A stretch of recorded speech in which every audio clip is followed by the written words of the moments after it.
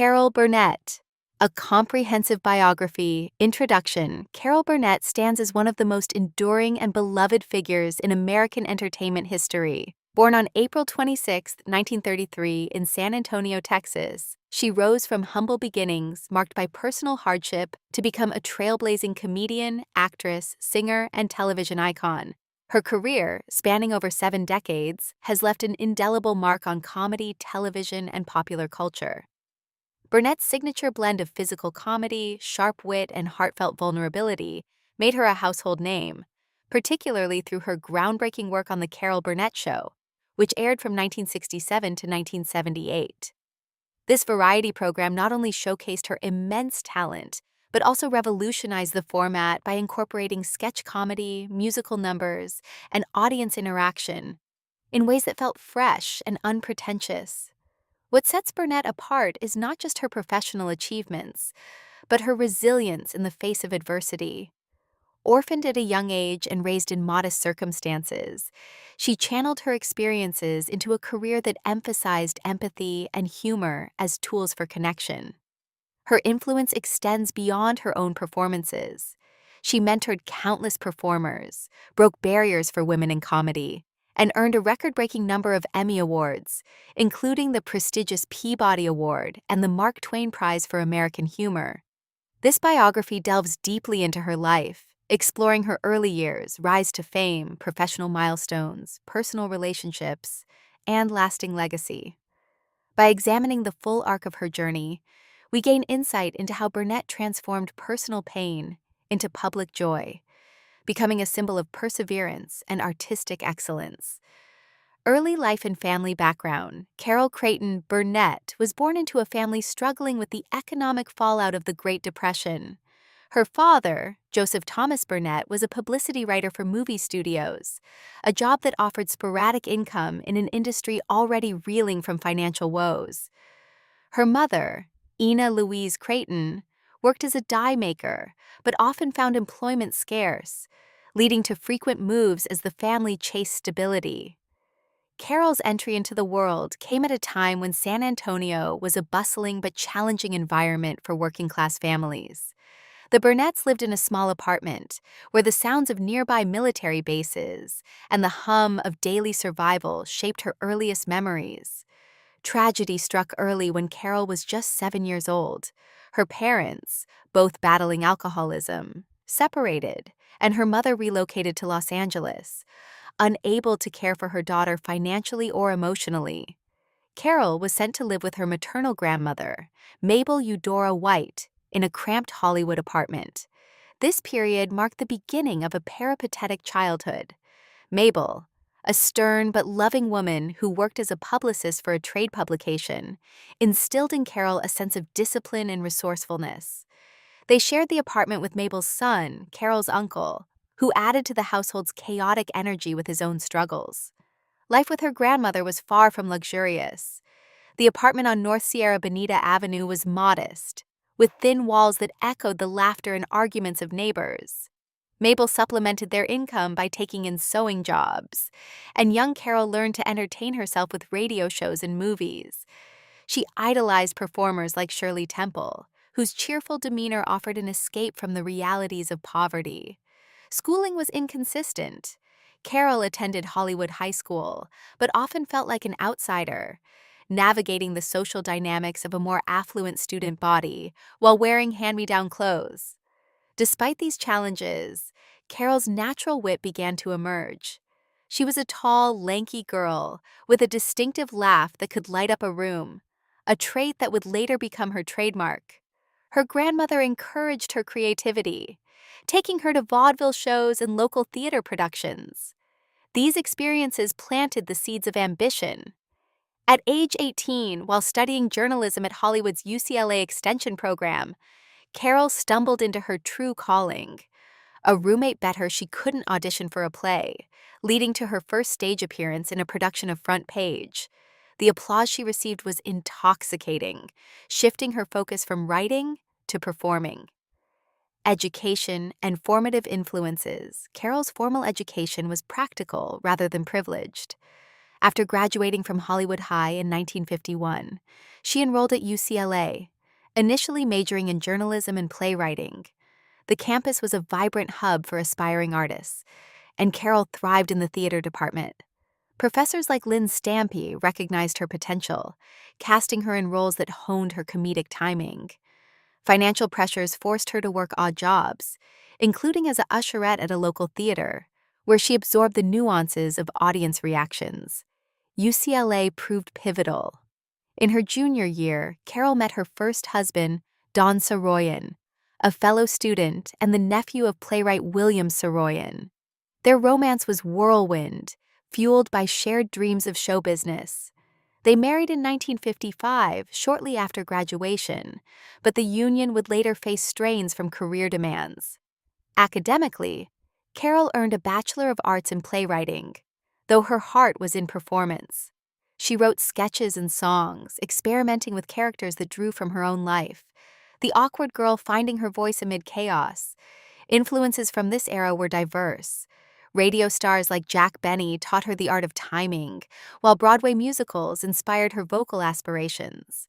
A chance encounter with her idol, Jimmy Durante, at a club performance left her starstruck, reinforcing her resolve. Yet, it was her grandmother's death in 1955 that galvanized her. Mabel's passing, from a heart attack, left Carol grief-stricken but determined to honor her memory through success. With Dawn, she moved to New York City, armed with little more than talent and tenacity. Struggles in New York, the early career grind.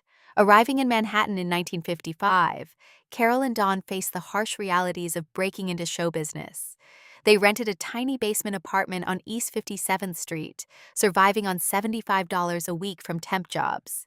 Carol auditioned relentlessly, pounding the pavement for chorus girl roles and bit parts.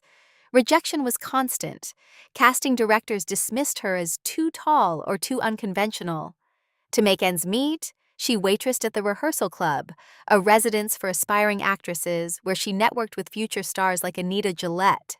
Her breakthrough came unexpectedly. In 1957, during an open audition for a new musical called Once Upon a Mattress, Carol impressed composer Mary Rodgers with her audition song, a self-penned tune called "I Made a Fool of Myself Over John Foster Dulles."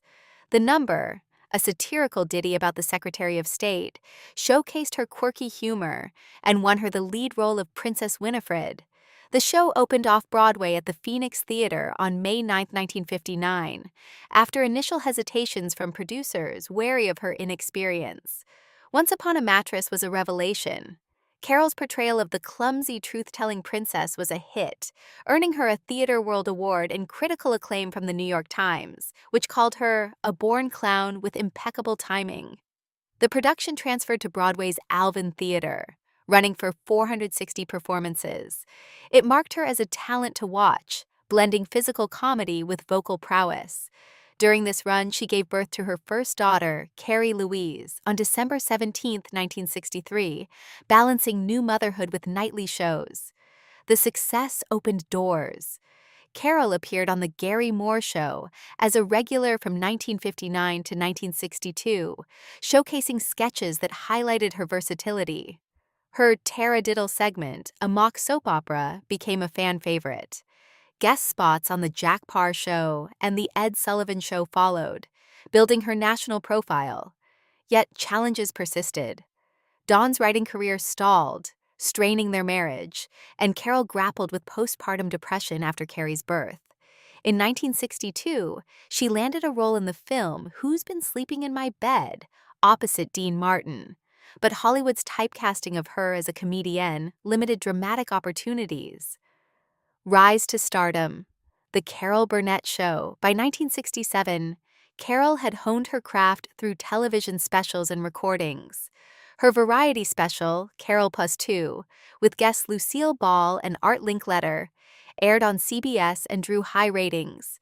This led to the green light for The Carol Burnett Show, a one-hour variety program that premiered on September 11, 1967. Co-created with producer Joe Hamilton, who would become her second husband. The show featured a repertory cast, including Harvey Korman, Lyle Waggoner, Vicki Lawrence, and later Tim Conway. The format was innovative.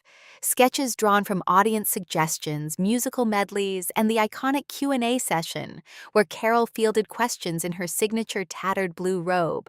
Her ear tug at the start of each show, a secret signal to her ailing grandmother, became a cultural touchstone.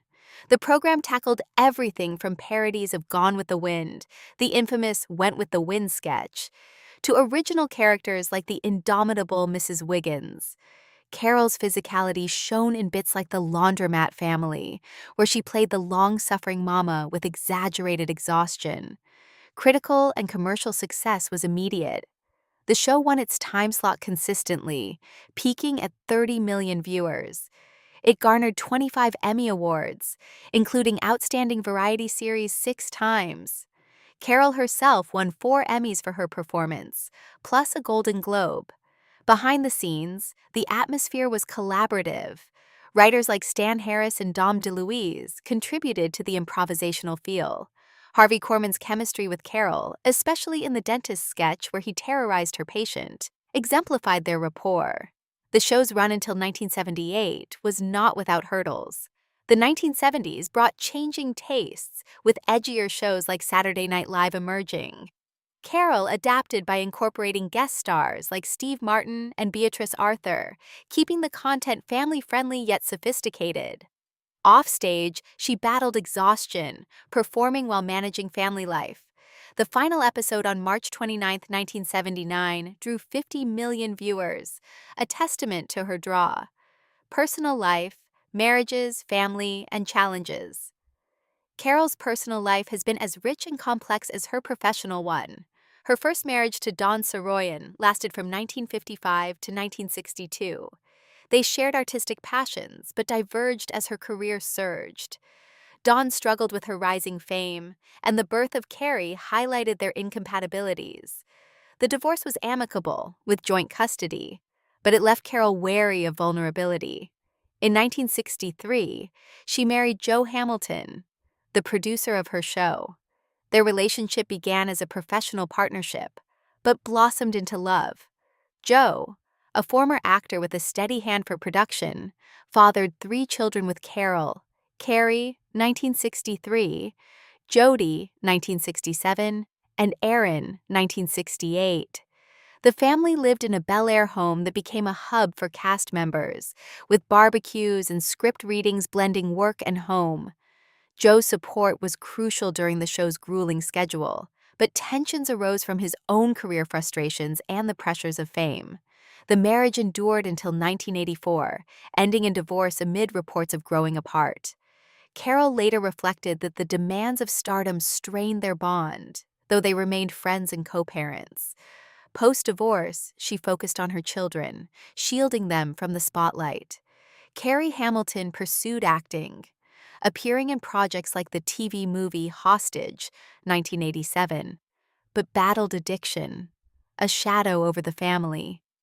Jody and Aaron led more private lives, with Jody becoming a singer-songwriter and Aaron working in production. Carol's third marriage, to drummer Brian Miller in 2007, brought stability. Introduced through mutual friends, Brian was 10 years her junior but shared her love of music. They met when she was 74, and their wedding was intimate, attended by close family. Brian provided quiet support, accompanying her to events and sharing a home in Montecito, California. Carol has described this union as her happiest, a late-life romance built on companionship. Motherhood defined much of her personal narrative. Carol was a devoted parent, prioritizing family despite her schedule. She homeschooled her daughters during tours and instilled values of hard work, drawing from her own upbringing. The family faced heartbreak with Carrie's death in 2002 from cancer at age 38. Carol channeled grief into advocacy, supporting cancer research and sharing stories of Carrie's talent in memoirs like Carrie and Me, 2013. This loss deepened her faith, leading to a spiritual awakening. She credits prayer and community for her resilience. Health struggles marked her journey. In the 1970s, Carol endured glaucoma surgery, performing with an eye patch in sketches. Later, she faced osteoporosis and arthritis, yet continued working into her 80s. Her approach to wellness emphasized balance, yoga, walking, and a diet of fresh foods, influenced by her Texas roots. Philanthropy and activism. Beyond the stage, Carol has been a passionate advocate. Her work with the Arlene Francis Center for Homeless Women stems from her childhood experiences with instability. She has donated millions to UCLA's medical research and the Entertainment Industry Foundation. In 2013, she received the Screen Actors Guild Life Achievement Award, recognizing her humanitarian efforts. Carol's activism includes environmental causes. She supported California's anti-smog initiatives in the 1970s. Politically, she endorsed Democratic candidates, performing at fundraisers for figures like Barack Obama. Her humor often addressed social issues, from gender equality in sketches lampooning chauvinism to mental health awareness post-Carey's struggles. Later career and legacy post-1978, Carol didn't fade. She reinvented herself. Broadway revivals like Plaza Suite, 1970, and films such as The Front Page, 1974, showcased her range. Television specials with Julie Andrews and Beverly Sills kept her relevant. In the 1980s, she starred in Madison, 1982, and joined the cast of Mama's Family, playing the eccentric Eunice Harper Higgins, a role born from her variety show sketches. The 1990s brought dramatic turns. Carol appeared in Annie, 1999, as Miss Agatha Hannigan, earning praise for her villainous flair. Guest spots on shows like Mad About You won her another Emmy in 1997. She ventured into voice work, voicing characters in The Trumpet of the Swan, 2001, and Despicable Me sequels. Books became a new outlet. One More Time, 1986, her memoir, became a bestseller, offering candid insights into her early life. It was followed by In Such Good Company, 2016, a behind-the-scenes look at her show. These works humanized her, revealing the vulnerability beneath the laughs. In her 80s, Carol embraced streaming and modern media.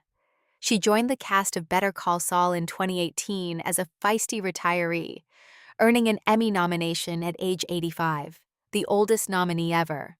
Documentaries like Carol Burnett, 90 Years of Laughter, 2023, celebrated her milestone birthday, featuring tributes from peers like Tina Fey and Maya Rudolph. Her legacy is profound. With over 20 Emmy wins, a Kennedy Center Honor, 2003, and the Mark Twain Prize, 2013, Carol redefined comedy for women. She paved the way for performers like Ellen DeGeneres and Amy Poehler, proving humor could be intelligent and inclusive. Institutions like the Carol Burnett Center for Comedy at the University of Texas honor her, preserving her archives. Carol's influence permeates culture. Her characters are archetypes in comedy. The curtain rod scene from her show is studied in theater classes. Personally, she remains active, performing cabaret shows and mentoring young talent. At 91, she lives with Brian in Santa Barbara, tending a garden and reflecting on a life well lived. Challenges and controversies, no life is without shadows. Carol faced typecasting early, fighting to be seen as more than a slapstick performer. The 1970s brought scrutiny over the show's content. Some critics deemed sketches like the family parodies too broad. Personally, her divorces drew tabloid attention, with rumors of affairs that she dismissed as baseless. The loss of Carey was devastating. Diagnosed with lung cancer in 2001 after years of smoking, Carey's battle inspired Carol's advocacy. She spoke openly about addiction's toll, crediting Al-Anon for family healing. Industry sexism posed barriers. Producers often paired her with male leads, underestimating her as a solo act. Yet Carol triumphed through authenticity. Her refusal to compromise, insisting on script input and creative control, set precedents for future stars. Awards and honors, a detailed chronicle. Carol's accolades are a testament to her impact. Her first Emmy came in 1962 for The Gary Moore Show. The Carol Burnett Show dominated, winning 25 Emmys, including for writing and directing. Personal wins include Best Actress in a Comedy Series, 1961, 1972, 1975, 1976. Golden Globes followed. Best TV Actress 3 times, 1968 to 1970. The Peabody Award in 1977 recognized her contributions to broadcast excellence. In 1985, she received the American Comedy Award for Funniest Female Performer. The 1990s brought the Television Academy Hall of Fame induction, 1985, and a star on the Hollywood Walk of Fame, 1975. The Kennedy Center Honors in 2003 lauded her lifetime achievement. The Mark Twain Prize in 2013 cemented her as a humor laureate. Recent honors include the SAG Life Achievement Award 2015 and the Grammy for her audiobook in 2017. At the 2020 Emmys, she presented Defying Age with Poise, Professional Relationships, and Collaborations. Carol's career thrived on partnerships. Harvey Korman, her foil for 10 years, brought precision to their chaos. Their off-screen friendship endured until his death in 2008. Tim Conway's ad-libs, like the Mr. Tudball sketches, showcased her improvisational skill. Vicki Lawrence, discovered at 14, became a surrogate daughter, playing the bratty mama. Lyle Waggoner provided eye candy and straight man reliability. Guests like Lucille Ball mentored her, with Ball calling her the best in the business. Later, collaborations with Steve Carell in Dinner for Schmucks 2010 and Kristen Wiig in Sketches highlighted her adaptability. Writers like Dick Clare and Jenna McMahon crafted her iconic roles, earning shared credits. Musical career and performances. Though known for comedy, Carol's voice was trained and versatile. Early recordings like Carol Burnett Remembers How They Stopped the Show, 1961, featured standards. On her show, medleys with guest singers like Mel Torme displayed her soprano range. Stage musicals like Fade Out, Fade In, 1964, and Moon Over Buffalo, 1999, blended song and satire. Her cabaret acts in the 2000s, touring with Brian's band, revisited hits like Adelaide's Lament. A 2015 album, Carol Burnett Celebrates 50 Years, featured duets with modern artists. Her singing often infused humor, as in the Waltz of the Hours parody, but revealed emotional depth in ballads dedicated to her family. Filmography, key roles and projects. Carol's film work, though secondary to TV, was selective. Debuting in Who's Been Sleeping in My Bed, 1963, she sparred with Martin and Elizabeth Montgomery. Pete and Tilly, 1972, offered dramatic heft as a divorcee, earning Globe nods. The Four Seasons, 1981, paired her with Alan Alda in A Comedy of Manners. In Annie, 1999, her Hannigan was deliciously wicked. Recent roles include The Secret Life of Walter Mitty, 2010, as an aviation enthusiast, and the upcoming Hacks spin-off, voice work in Horton Hears a Who, 2008, and Toy Story 4, 2019, added to her animated legacy. Television milestones beyond the show. Pre-1967, Carol guested on Twilight Zone, Cavender is Coming, 1962, as a bumbling angel. Post-show, she hosted Carol Burnett and Friends in syndication and starred in The Carol Burnett Show, Let's Bump Up the Lights, 1978 special. Mama's Family, 1983 to 1990, revived Eunice, running 130 episodes. She played Dolly Claude in Any Day Now, 1998-2002, tackling racial themes. Guest arcs on Glee, 2010, and Hot in Cleveland, 2011, showed her enduring appeal.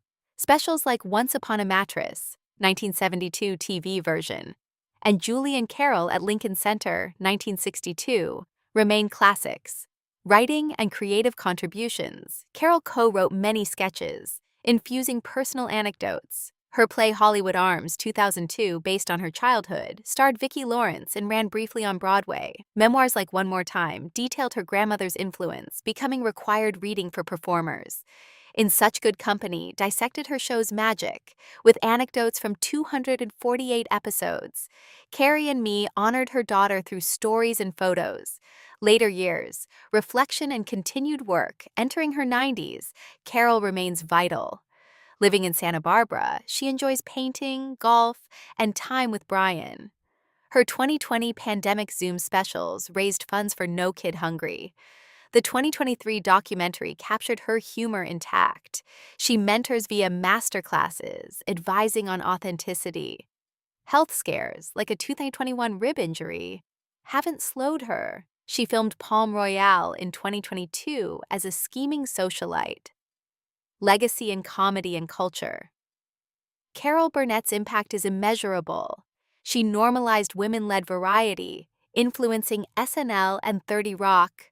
Her characters, from the dim Nora Desmond to sultry pirate queens, are comedic touchstones.